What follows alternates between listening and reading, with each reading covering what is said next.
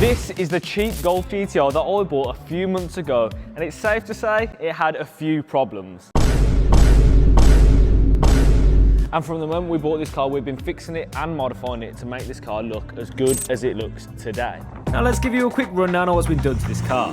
Firstly, we installed a Ram Air cold air induction kit. We fixed the headlights, we installed brand new Stance Plus coilovers, we got the dents removed, we installed a new fuel level sensor, the EVAP system, we installed a brand new gravity exhaust, we wrapped the rear diffuser gloss black and added diffuser fins, added rear spats, a Maxton design spoiler, and R20 side skirts with the Maxton extensions.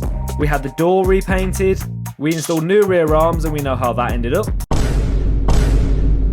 We changed the GTI front end to a Golf R1, installed these beautiful brand new polished LM wheels, we installed a K-brace for that extra stiffness, we even did the engine and the gearbox service, updated the front end with a new TRC front splitter, and then to finish it off we wrapped it in beautiful Avalon teal. However, there's one issue, and as you can tell from the title, I crashed it. Guys, I've just crashed the Golf. It's split, everything's popped out, the splitter is ruined, I've even hit the wheel. Split there, split there, split there. I was just creeping forward, it hit a curb and just kept going. How has that even happened? It's literally pulled everything out. The arch liner, the wheel as well. I'm gonna have to try and rewrap this myself. I have got a little bit spare. I'll show you the curve. I went to do a U-turn and I've caught that. And I don't know how I'm gonna get back now because I literally can't drive it. So the plan is I need to get it up in the air really so I can get the under tray bolted back up because it's kind of hanging down at the minute. We're gonna cable tie this back up to here so it's off the floor. As for the wheel, I don't know, but I'll need to get a new bumper, then I'll wrap it off. It's going to be the first time wrapping the car, so it probably isn't going to look the best. Cars, they are fun, aren't they? You know, I was going 2 miles an hour. I weren't even pressing the accelerator, I was on the brake. I didn't hear your car moving. If I can get this side of the under tray back up into the body, hold it up so it's not flapping about. Hopefully it holds this up away from the wheel, and then I can nurse it home. So as you can see a bit better now, it's ripped all of that out. It's pulled it out from here because as you can see in here, it's just ripped it clean out and that's why it's sagging. That back in there. Ow! Gorgeous. And now, the under tray isn't moving, which is perfect because now I can cry all the way home. So now we've got that back up. That's not moving anymore because it's bolted in behind this. It should clear the wheel, which is good. This we can worry about afterwards. Going to cable tie this splitter up around here, behind the frame. There you go. Get the wheel back on and see if it drives without catching the road, and then I can just play my music very, very, very quietly and sob on the way home. It's no longer a budget build anymore, is it? It's actually a money lost build. Right, I'm just driving the car now. I've just gone over a few speed bumps and it seems to be cleared. So it's good to drive. We've temporarily repaired it. Let's get back to the video.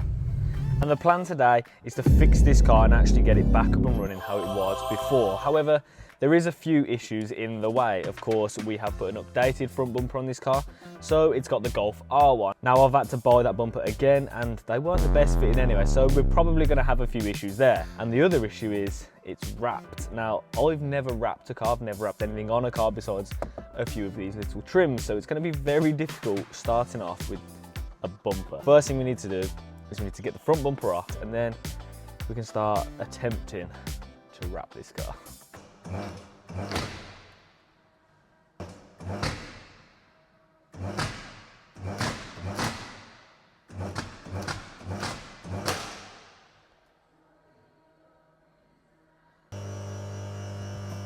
Now it's time to get this ruined bumper off. These bumpers are pretty simple. They have 25 torque screws all around this bumper, so you only need one tool. Take all the screws out, unplug any lights, sensors and washer jets that you have and pull the bumper off. So So with the bumper off now, we can see what sort of damage we have. Unfortunately, I don't think there's actually any more damage in here. Fortunately, absolutely nothing over here is damaged. I need to get the wheel off, sort the arch liner out, and then we can have a look at how he's wrapped this at Vinyl Works, because I kind of want to copy it, whether it's one huge piece or he's cut segments out, I don't know, because I'm going to be copying it for that one over there. To get that one out, that one out. There's no damage up here besides, as you can see, the arch liner is just cracked, and that's what's holding it up here. But this should actually fit perfectly. So all I'm going to do is pull the arch liner back up to its original place in the hope that all of these bolt holes line up to where they should be. And honestly, I think we got away with it because everything seems to be lining up exactly how it should be. That, to me, does not warrant a new arch liner because they just get battered anyway. Luckily, that is holding now. So we've got everything bolted up here, everything in here. Now next is the bumper. That needs to be done the most because it's going to look horrific if it's not wrapped. So I think we start wrapping. I reckon we just attempt it and hope for the best. If you remember right, we had to cut them out. So first plan of action is cut them out and then we can do it. In order to get the sensors cut out, we need to drill a small hole where they need to go for the tool to fit through. This tool essentially squashes the plastic together in a perfect circle to give you that smooth edge. Now we have the holes done. I have a heat gun, a fresh blade and a dream apparently, because I don't know how I'm going to be able to do this. Don't judge me in the comments of how this looks. Now I've cut this segment down to about 30 seconds, but this took so long. Shout out to all the vinyl wrappers out there because this stuff is so hard. Shout out to Mikey as well for giving me a hand because I would not have been able to do this on my own. And he really did help out massively. And this is where we're at so far. We did it in one big piece, so it looks a bit messy, but once all the edges are cut down and tidied up, I'm hoping this looks quite good. So I'm going to heat it up, pull the vinyl over the back and trim it down so we have as little excess as possible. And I had no clue how to cut the sensors out, so I just pushed it in and then almost inverted it back so I could cut the shape out like this. That's probably really wrong, but it seemed to work. And there we have it. The bumper is done, and I honestly am so happy with how this looks. I'm not going to lie to you, started at 11:30.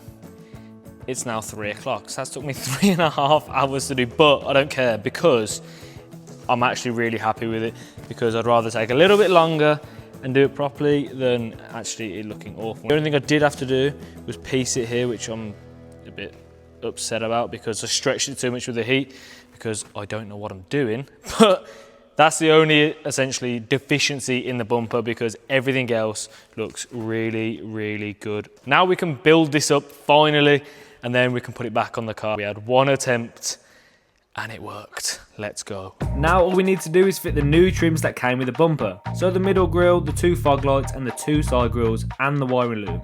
Now with the whole bumper built, it's time to get this thing back on the car. I can't wait to see this finished. It has been a really long day.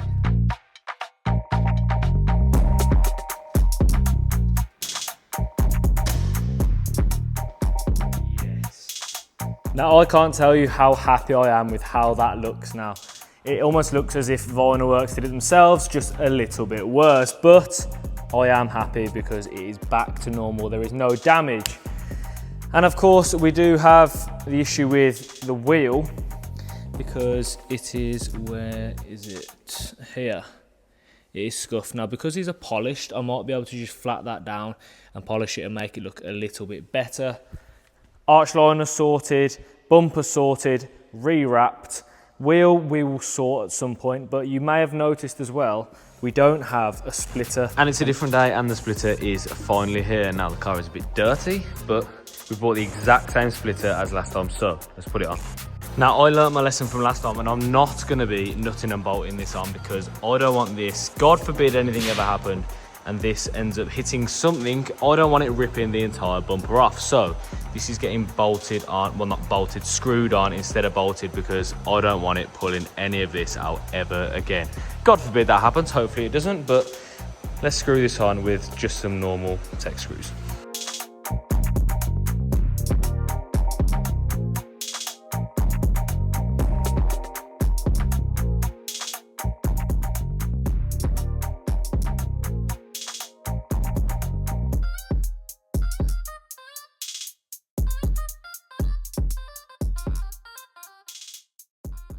So there you have it, the bumper is done, the splitter is back on, and I'm so happy with how that came out. I know it took me a long time, but I'm happy it took so long because it came out so good. Now, if you are enjoying these videos, you are enjoying the content, make sure you hit that subscribe button, because I am trying to get to 50,000 subscribers by the end of the year, and only you guys can help me out doing that. So hit that subscribe button. If you enjoyed this video, hit the like button as well. Drop a comment on what you think I should buy next, and I'll see you guys in the next one. Peace.